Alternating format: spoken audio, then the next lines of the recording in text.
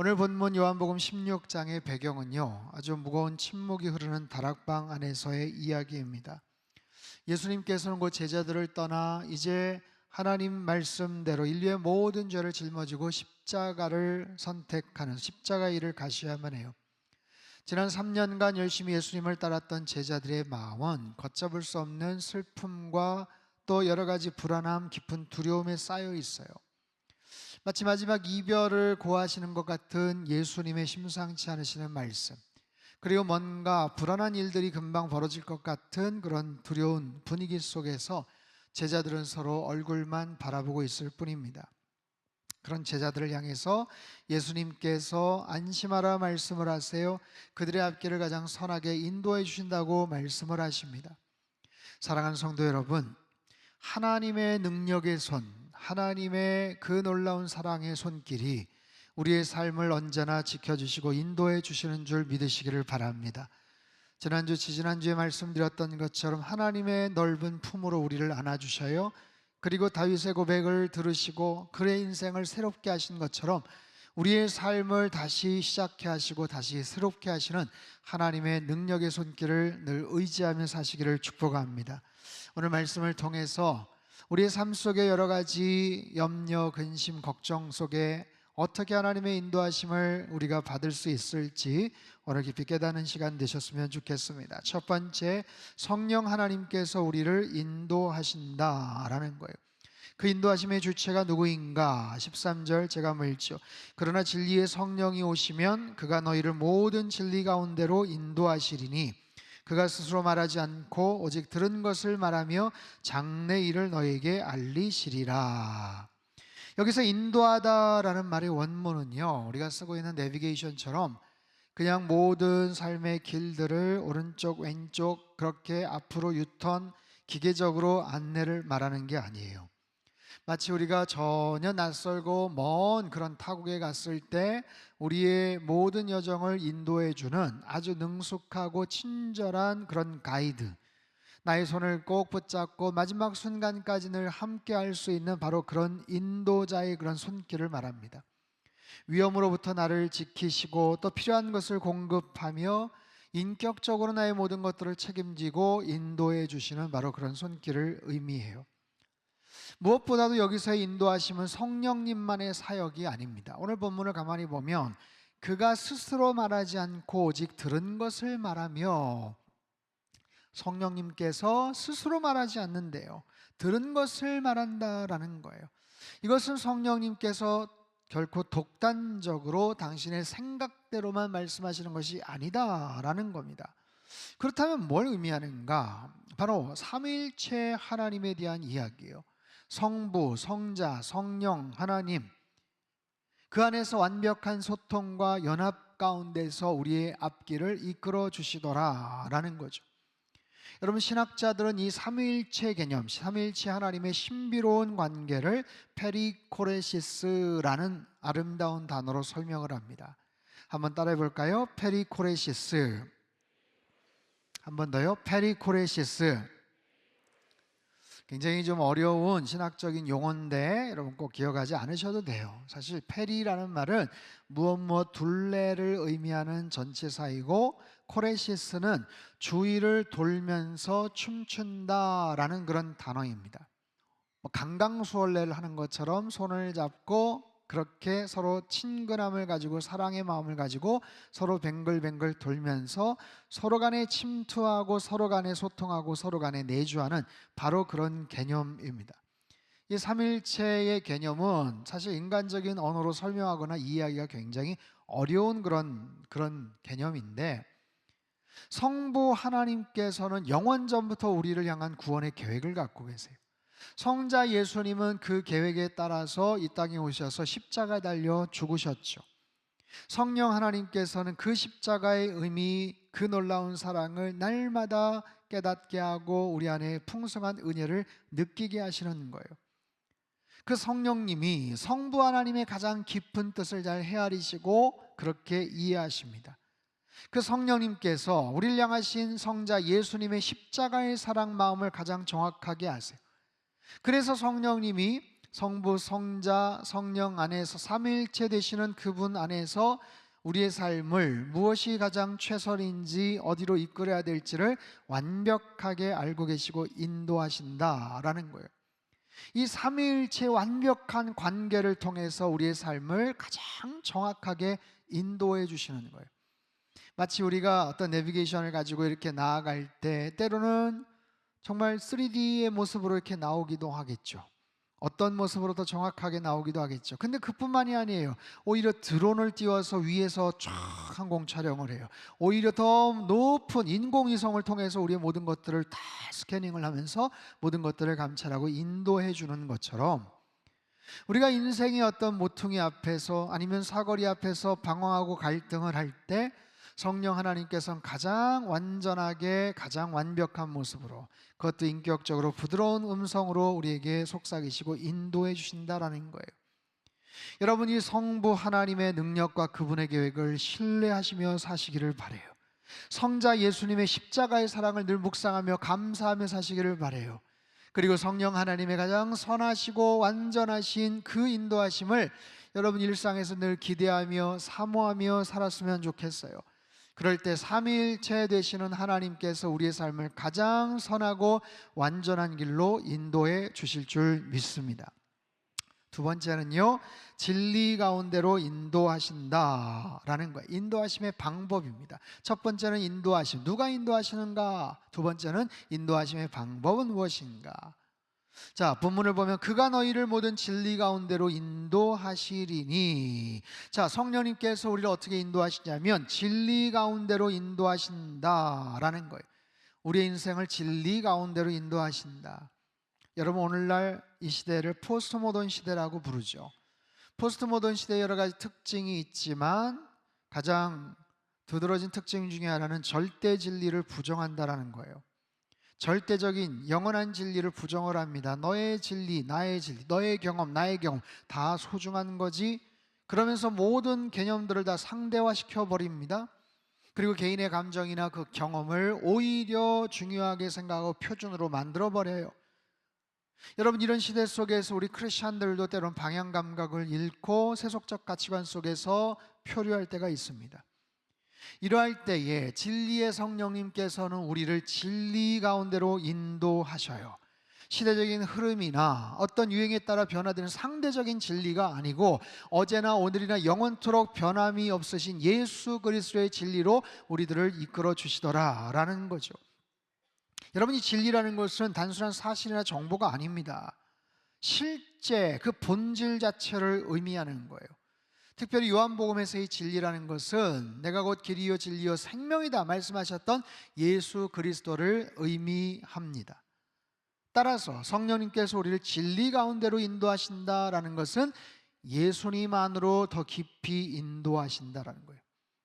성령님께서 우리를 진리로 깨우치십니다. 우리의 둔감해진 지각을 깨우쳐 주셔요. 진리의 영으로 우리의 어두운 지성을 밝혀 주십니다. 닫힌 마음을 열어 주십니다.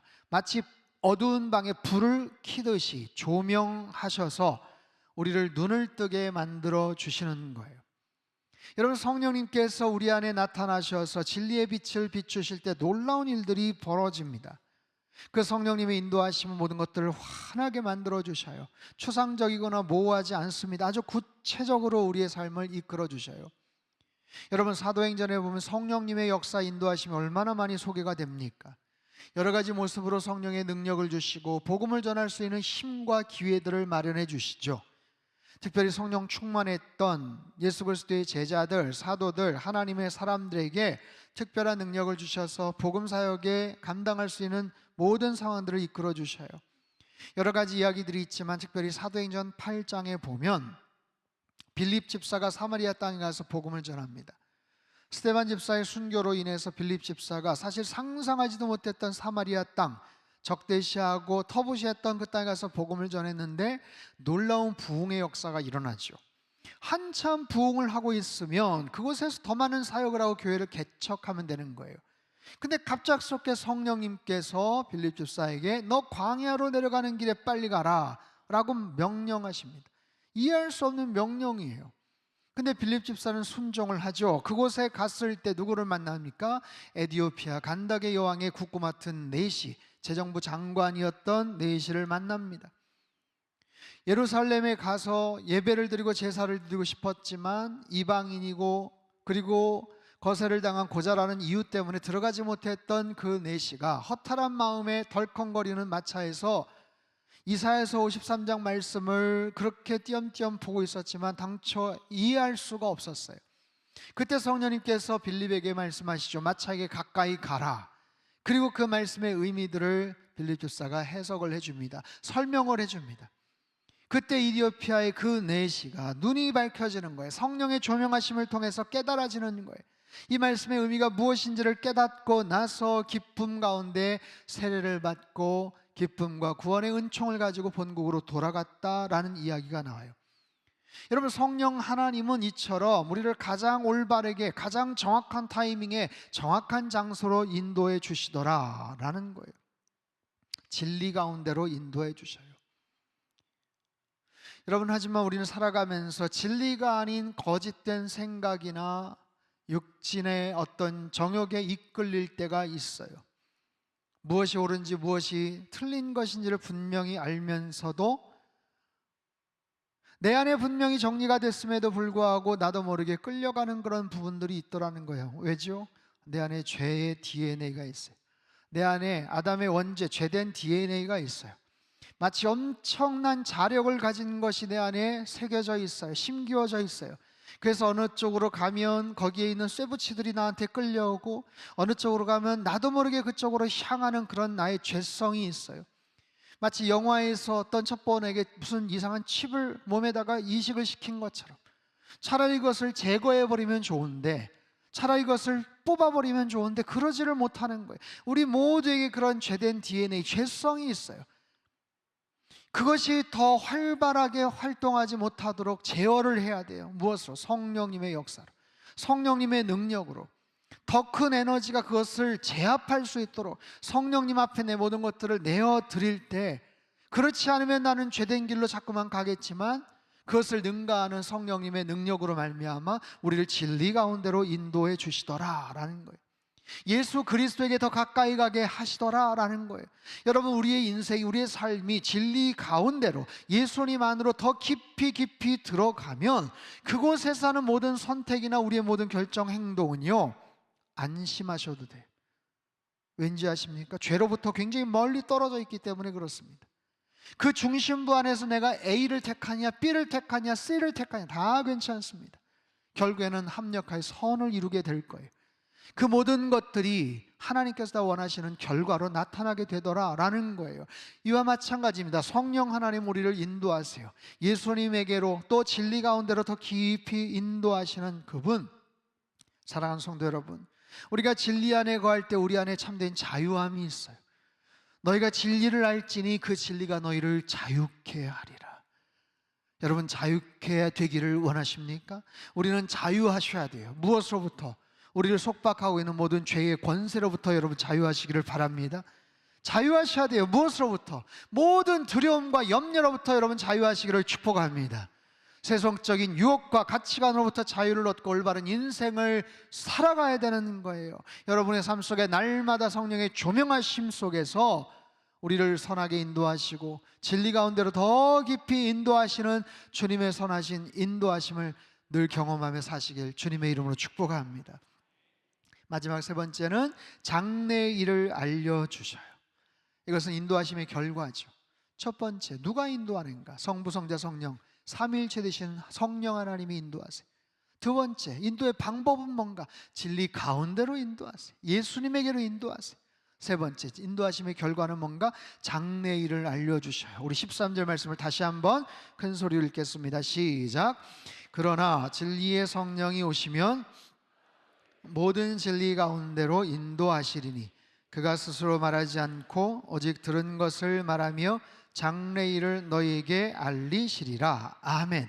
여러분, 장래일을 우리에게 가르쳐 주신대요. 얼마나 좋습니까?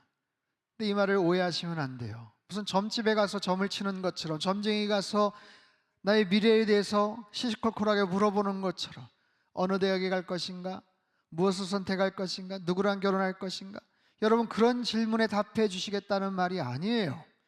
여기서의 장래이라는 것은 훨씬 더 거대하고 영광스러운 하나님의 뜻을 말합니다. 하나님의 계획이죠. 우리가 무엇이 일어날지, 우리 인생에 무엇이 일어날지를 구체적으로 사건으로 알려주시기보다 그 모든 것이 누구에 의해서 이루어지는가, 누가 그 계획들을 주도하고 있는가를 가르쳐 주셔요. 여러분, 우리의 미래는요, 어떤 우연이나 운명에 맡겨 살아가는 것이 아니에요. 우리를 사랑하시는 신실하신 하나님의 완벽하신 계획 속에서 이루어지는 하나님의 그런 미래가 우리 안에 펼쳐져 있는 거예요. 자, 예레미야 선지자를 통해서 이렇게 말씀하세요. 예레미야 29장 11절 큰 소리로 같이 읽겠습니다. 시작. 여호와의 말씀이니라. 향한 나의 생각을 내가 아나니 평안이요 재앙이 아니니라. 너희에게 미래와 희망을 주는 것이니라. 아멘. 우리 모두에게 주시는 소망의 말씀이에요. 너희 장래에 재앙을 주려는 것이 아니다. 슬픔을 주려는 것이 아니다. 비극을 주려는 것이 아니다. 오히려 너희 인생에 희망을 주고 장래에 평안을 주려 하는 것이 나의 생각이고 나의 의도요 계획이다. 그리고 이 모든 것을 내가 주관하고 있다. 내가 다 계획하고 있다. 내가 앞서서 모든 것들을 설계하고 있다. 내가 컨트롤하고 있다. 바로 내 손 안에 있다 말씀하시는 거예요. 여러분, 예수님을 떠나 보내야 했던 제자들이 가장 필요했던 것이 소망이죠. 제자들 뿐이겠습니까? 우리도 마찬가지예요. 늘 우리의 삶 속에 미래에 대한 소망이 필요합니다. 우리의 삶 속에 소망이 있는가? 이 땅을 살아가면서 여러분 어떤 소망을 가슴속에 품고 사십니까? 어제 장례식이 있었어요. 천국 환송 예배를 드렸습니다. 사랑하는 어머니를 떠나보내는 우리 집사님, 그 유족들, 가족들의 그 슬프고 정말 상심이 큰 마음들, 여러분 누가 그 마음을 위로하겠어요? 하지만 그럼에도 평생 신실하게 믿음 생활하셨던 그 어머님 권사님께서 93년의 인생을 일기로 이제는 새하늘과 새 땅에 편하게 안식하고 계심을 확신하고 있는 그런 시간이었어요. 여러분, 그 순간순간마다 주님께서 우리에게 장래에 대한 소망을 약속하세요. 우리의 시선은 막혀 있습니다. 여러분, 우리의 지각은 닫혀 있어요. 한치 앞을 알지 못합니다. 시간의 제약과 공간의 제약 속에서 우리는 그 다음 스텝을, 그 다음 장을, 그 다음 커튼의 바깥 이야기를 우리는 알지를 못해요. 하지만 주님께서는 우리의 모든 삶에 닫혀져 있는 한계를 넘어선 새하늘과 새 땅에 대한 소망을 품게 하시는 거예요. 여러분, 주님 알지 못하는 사람들이 죽음을 앞에 두고 두려워합니다. 유족들이 두려워합니다. 슬퍼합니다. 왜죠? 어디를 가는지를 모르기 때문에 그래요. 곧 죽게 될 텐데 어디를 가는지를 모르니까 두려워하고 슬퍼하는 거예요. 그리고 답답해하고 아쉬워하는 거예요. 뭔가 정리를 제대로 못하고 이렇게 떠나는 게 아닌 것 같은데, 이렇게 작별하는 게 아닌 것 같은데 라는 아쉬움이 있는 거예요. 하지만 부활이요 생명 되시는 예수 그리스도를 분명하게 믿고 살아가는 성도들에게는 주님께서 우리에게 주시는 장래의 모습은요, 가장 완벽하고 가장 아름답고 가장 순결하고 가장 평안한 곳의 여정이라고 말씀하세요. 하나님께서 마련해 주신 영원한 집, 새하늘과 새 땅, 그곳에는 눈물도 없고 곡하는 것이나 아픔이나 통증이나 그 모든 사망이 없는 완벽하게 마련된 그 소망의 장소, 죽음이라는 가장 두렵고 절망적인 그 순간에조차도 우리의 영적인 시선을 그 현실 너머로 바라볼 수 있게 만드는 영원한 소망, 장래의 소망에 대한 영광들. 2차 세계대전 당시에 히틀러 암살 계획에 가담했다는 혐의로 투옥되어 순교한 독일의 유명한 신학자 디트리 본회퍼 목사님, 그분은 절망적인 감옥 안에서도 미래에 대한 깊은 묵상을 하며 지인들에게 이런 편지 일부를 남겼어요. 나는 미래에 대한 최선의 것이 하나님 손에 있음을 믿기에 나의 미래를 두려워하지 않습니다. 나의 미래의 최선의 것을 하나님께서 쥐고 계시기에, 하나님 손에 달려있기에 나는 미래를 두려워하지 않습니다. 그가 처한 현실은 차가운 감방의 벽과 닥쳐올 죽음이에요. 그의 눈에 닥친 그런 미래는 어둡고 암울했어요. 하지만 성령 하나님께서 그의 영적인 눈을 열어주셔서 장래의 영광이 그의 소망이 되게 하셨어요. 그 장래일을 보게 하셨어요. 죽음 앞에서도 이것이 끝이 아니라, 이것이 두려울 일이 아니라 그 죽음을 넘어서는 장래의 찬란한 영광이 있다라고 가르쳐 주시는 거예요. 여러분, 이것이 바로 성령님께서 우리에게 가르쳐 주시는 장래에 대한 일입니다. 늘 경제적인 위기와 전쟁과 기후와 질병과 실패와 한치 앞을 알 수 없는 불확실성의 시대를 살아가고 있지만, 그래서 늘 미래에 대한 염려와 불안함 속에서 우리들은 살아가고 있지만, 성령 하나님께서는 이 불안과 두려움의 한복판에 살아가는 우리들을 향해서 우리에게 말씀하시는 거예요. 사랑하는 나들아, 사랑하는 딸아, 두려워하지 말아라. 너의 미래는 나의 손에 달려있다 말씀하세요. 너의 모든 고난을, 너의 모든 염려와 근심, 걱정을 내가 다루고 있다. 모든 것이 합력하여 선으로 나타나게 될 것이다. 마침내 너를 위해 예비된 영원한 천국, 영원한 안식으로 우리들은 다 들어가게 될 것이다 말씀하시는 거예요. 여러분, 이 사실을 가슴속에 품고 살아갈 때 이것이 막연한 희망 고문이 아니라, 막연한 낙관이 아니라 하나님께서 우리에게 약속하시 보장하신 확실한 소망임을 우리들은 가슴에 품고 살아가는 거예요. 사랑하는 성도 여러분, 말씀을 맺기에 앞서서 한 가지 중요한 질문을 던져야 돼요. 우리의 인생은 능동태인가 수동태인가? 여러분, 나의 인생을 내가 주도적으로 살아가고 계십니까? 아니면 어떤 힘에 의해서 인도함을 받고 살아가십니까? 여러분, 우리 중에 어느 누구가 내 인생은 100% 내가 주도해서 산다라고 말할 수 있는 사람이 어디 있겠어요? 태어나는 순간서부터 우리는 수동적이에요. 누군가에게 의지합니다. 도움을 받을 수밖에 없습니다. 그렇게 해서 어린 유년기, 소년기, 청소년기, 작년에 들어서서 우리에게 힘과 능력이 있다고 하더라도, 건강이 있다고 하더라도 우리는 철저하게 수동적인 삶을 살아갈 수밖에 없어요. 누군가의 도움을 의지할 수밖에 없고 누군가의 도움을 받아야만 살아가는 우리의 인생, 성령님께서 깨우쳐 주셔요. 너의 인생이 절대로 너의 주관적으로, 주도적으로 그렇게 진행된다고 착각하지 마라. 단 한순간도, 단 1분 1초도 하나님의 은혜가 없으면 살아갈 수 없는 연약하고 무력한 우리들의 모습이에요. 그럼에도 불구하고 성령 하나님은 우리를 로봇처럼 살기를 원치 않으셔요. 그렇게 만들지도 않으셨어요. 우리의 의지와 선택을 존중하셔요. 이것이 기독교 신앙의 역설이죠. 신비죠. 하나님의 주권과 인간의 책임이 조화롭게 어우러지는 그런 신비로운 그런 조화죠.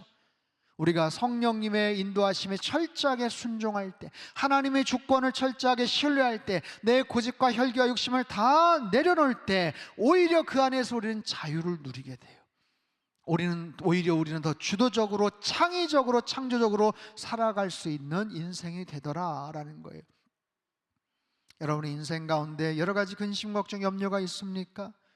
어떤 중요한 갈림길에서 고민하고 계십니까? 기도하고 계십니까? 그렇다면 오늘 말씀을 잘 기억하십시오. 성부, 성자, 성령, 삼위일체 되신 하나님께서 여러분의 인생을 인도해 주실 거예요. 진리 가운데로 인도해 주시고 예수님에게 더 깊이 인도해 주실 겁니다. 그리고 여러분, 장래에 나타날 찬란한 영광을 우리에게 보여주시고 그 소망을 따라 살아가게 우리에게 힘과 능력을 더하여 주실 겁니다. 우리의 장래는 정해져 있어요.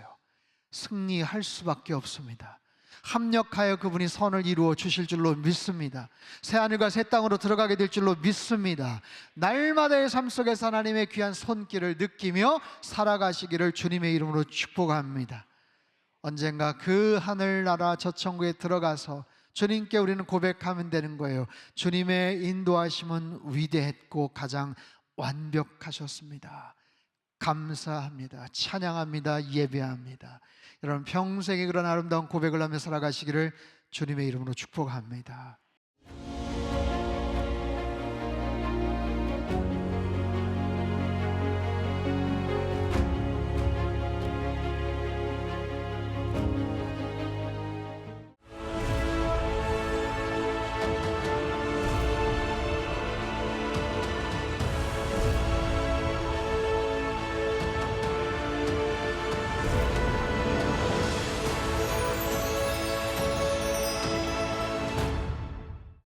이 프로그램은 여러분의 미디어 선교 후원으로 제작되었습니다. 선교는 사명, 후원은 동역. 당신도 복음을 전할 수 있습니다. 선교 후원 02-6333-1003번